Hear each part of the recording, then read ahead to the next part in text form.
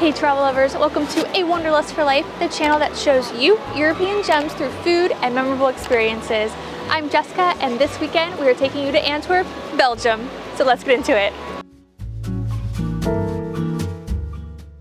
This weekend is going to be split into two videos. The first one is a day here in Antwerp in the winter, and the next video is going to be all about what foods you should try while you're here. I'm guessing you can probably think of a couple of them, but our day is going to start on a sweet note at Chocolate Nation.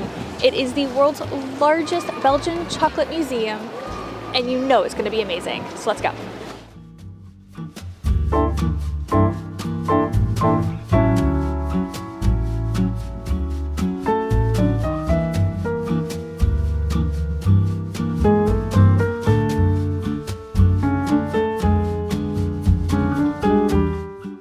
For the first time in 80 years, they discovered a new chocolate, and that's ruby chocolate, which is one of my favorites. So its color and flavor is totally natural. It was developed here in Belgium, so it really shows how big Belgium is in the chocolate industry. This is probably the best chocolate museum we've been to. We've been to, I think, at least two others. Very interactive, lots of different things for you to help you understand, in very easy to understand terms, I think is the key thing, because I think a lot of places get too in-depth into the descriptions and you're just like, I don't know what's happening. But we are in the tasting area right now. We have our spoons, we are gonna go try it. This has been a really cool start to the day in Belgium. What a great way to start the weekend. Let's go eat some chocolate now.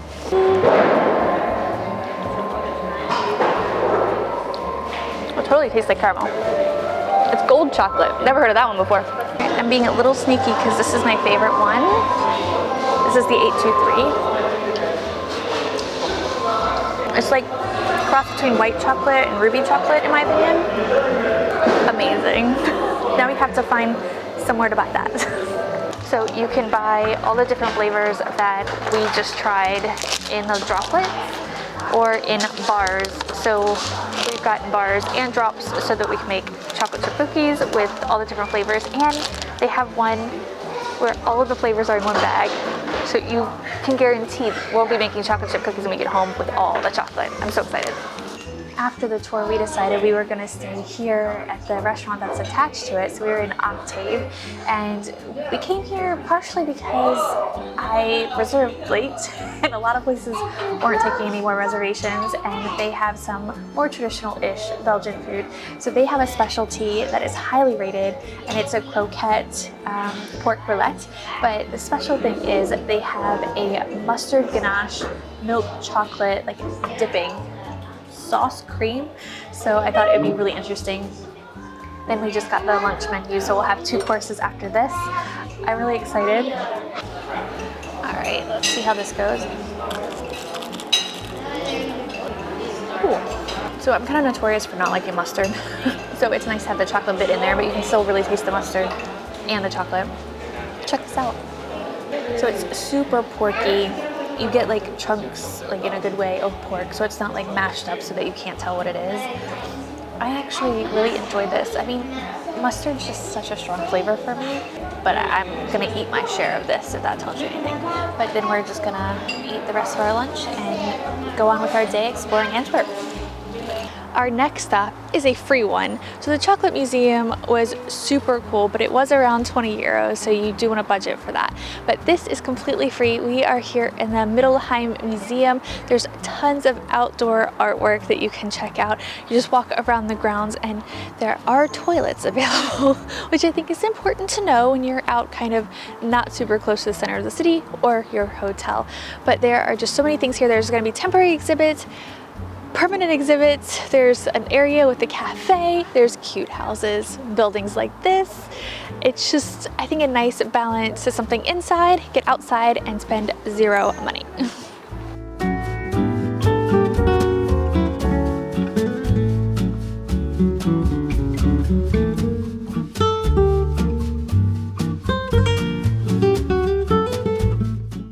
This one's called Beam Drop, which is very fitting because it just looks like somebody was trying to build a building and then they dropped everything, all the I-beams down on the ground. So what strikes me here is they're all different sizes, so it's not just one size that a building might typically be built by. I don't know, I'm not a builder, but it just seems like that's really different. And also there's like white ones in here, but this was from 2009, so this has been out here for very many years to get all rusty and have that look.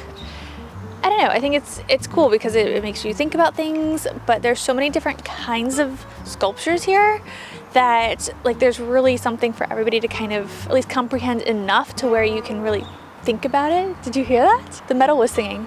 Yeah, so it's been going between like a cloudy day and a super sunny day, but we thought it was gonna rain all day, so we are very happy with this weather. We're currently in the city's outdoor sculpture storage, and we found this guy. It's called My Inner Beast, and a Danish artist erected these in 20 European cities across Europe. And this one, the same day it was erected, it was taken down and put in city storage. So it's been here ever since.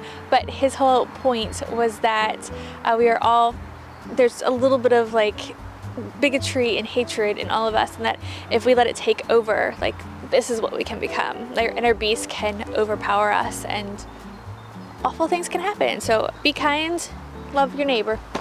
So what does it mean that this is the outdoor storage area? Basically, if they take something off or out of the city for whatever reason, vandalism, maintenance, because it's been repurposed, they bring it here and then you can still enjoy it. And I just love the variety that we're seeing here. I mean, you can see all the different kinds of statues. I think this might be the coolest part of this museum.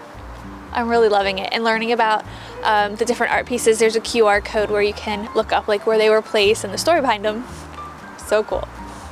This is for the next video. So if you want to see what this is about and what this is about, don't forget to subscribe and hit the notification bell so you don't miss a video.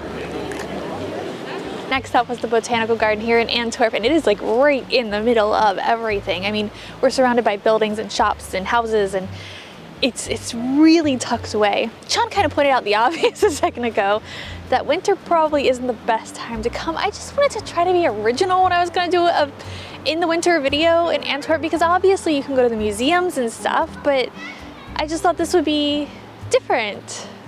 Do you agree? Or should I have just done the museums?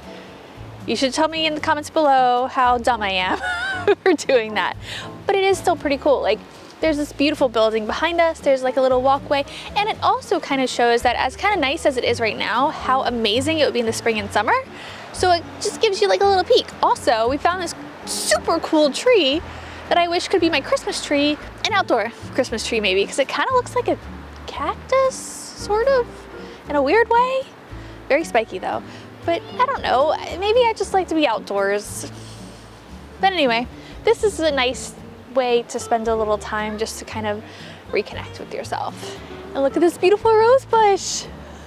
Now keep in mind, it is the end of January. You'll be seeing this in February, but it's like there are signs of spring in this garden. I kind of find that adorable too. It's just the little peaks of new growth coming back. I love it.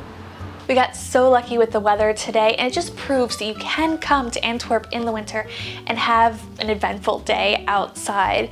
So what did you guys think? Would you spend time outside even if it's the winter? Let me know down in the comments, and if not, what is your choice of activity to do when you're visiting a place?